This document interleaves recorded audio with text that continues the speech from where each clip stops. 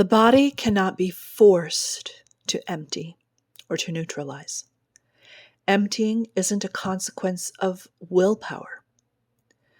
The body must be invited and nourished and guided and given time. The body will empty in the presence of safety. You have the gift of being the safe person for yourself. Honestly, I know for me, I haven't always been safe for myself. I have had to heal in that way, and still am, in layers. Between you and your body is the opportunity for a relationship of trust. And that trust, like with all magic, allows for the inducement of change. In this case, the change from a debris-filled energy system to a clear system. Even as a master, you will have certain practices you prefer and that resonate and work for you that allow you to clean and renew your system. No one needs just one bath that lasts them their whole lifetime. You don't clean your room just once in a lifetime. Cleaning and clearing and renewing are periodic practices that simply mean we're alive and we're playing. When kids play, they get dirty. It's all good. Just need a little rinse. When you empty, you need to allow yourself to grieve. You may experience emptying as loss. There are reasons that you hold on to debris.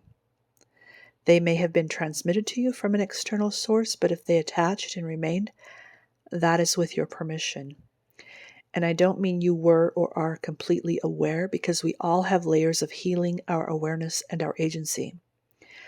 Our subjugation or our walk out of subjugation is not our fight with someone or something else.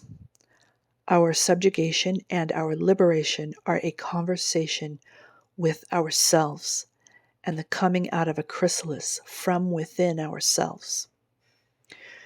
True story, when I finally came to the part of my life where I cleared my very cluttered bedroom, I felt free and refreshed for about 1 second, and then the loneliness and the feeling of not being held hit really hard. The clutter had been a placeholder for that until I could face the difficult emotions more directly. So be willing to work through and tolerate and have compassion for yourself as you work through different emptying layers and aspects. Cry as needed. In the last video, I listed several kinds of debris. As you can imagine, there is a unique approach to each of them when it comes to emptying. Obviously, I cannot guide you through emptying of all kinds and forever in one YouTube video. I will continue to present unfolding discussions on purification and neutrality as we go along the lesson path. For now, I'm going to give you 2 practices just to get you started on emptying, inviting you to move into that space and that process and become familiar with it. The first is to, when you are thinking about the 24 hours of your day, to install in that time a practice of a sensory rest period. Go to a room where you can block all the light and hopefully all the sound. You can use an eye mask and sound blocking ear coverings if you like. Turn off all devices and leave them out of the room. Adjust the room temperature to something comfortable. Lie down or sit comfortably. Breathe slowly and deeply and concentrate on your breathing. And simply be that way without any goal. How long is up to you. You may have to start with a period as short as 30 seconds and build up gradually. If you enjoy the experience, you can do it up to an hour a day, or longer periods once a week, or as a renewal once a month or something. But a general suggestion would be to do the sensory rest for about 20 minutes a day, at least during the novice stage of the magician's path. Again, you are going to decide what you prefer and what works for you, so you'll know how this practice will continue in your life or not in the future. A couple of things might happen as you allow yourself this sensory rest. One is that you might sleep. That's good. You probably need it.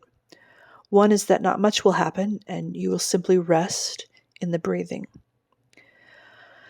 A common thing that might happen is if you still yourself like this, the debris is going to rise up in tumult.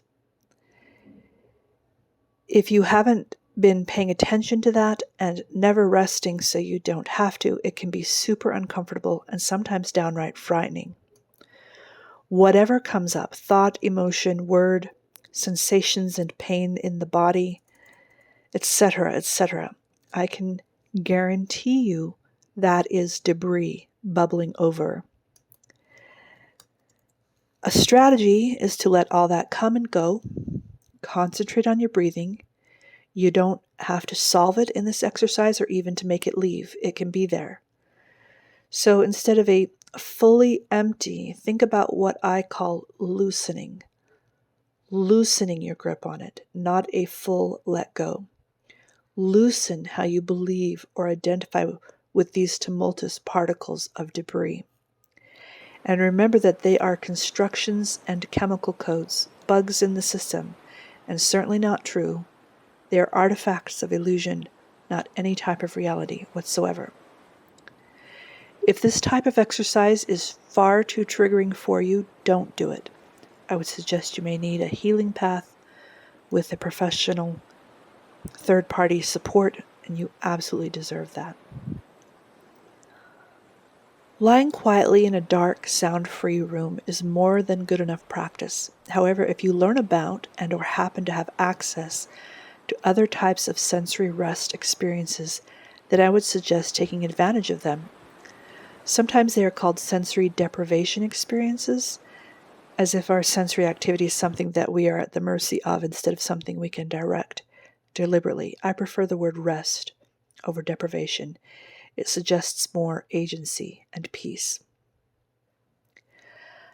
A second practice I'll give you is a little spell you can repeat anytime, several times through the day. It goes like this, speaking to the body. I trust you, and you trust me. I invite you to become free.